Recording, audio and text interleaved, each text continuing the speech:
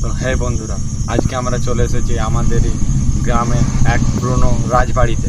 ঠিক আছে, রাজবাড়িতে এখন চলে এসেছি, এখন বাজে রাত 1:27। ঠিক আছে, আপনারা দেখতে পাচ্ছেন এখন ঘড়ির কাঁটায় কটা বাজছে, রাত এখন 1:27 বাজছে। ঠিক আছে, আজকে আমরা চলে এসেছি একটা খুবই ভয়ঙ্কর রাজবাড়িতে।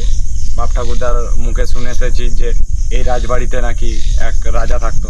সেই রাজার দুর্ঘটনাবশত তার ফ্যামিলির সবাই মারা গিয়েছিল দুর্ঘটনাবশত।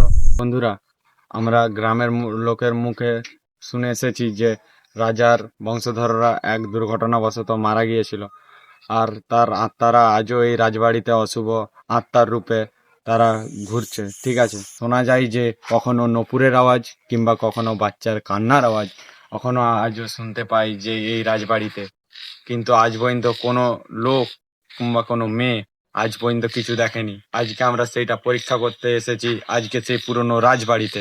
ঠিক আছে, আজকে কি বা কি হতে চলেছে আপনাদেরকে সব দেখাবো, আপনারা ভিডিওটা ফলো করুন। চলো বন্ধুরা, আজকে তোমাদেরকে দেখাতে চলেছি সেই ভুতুড়ে রাজবাড়ি। সেই ভুতুড়ে রাজবাড়ি কি কি হয় বা কি কি হয়ে এসেছে আজকে আপনাদেরকে সেটা আমরা দেখাতে চলেছি। চলুন বন্ধুরা।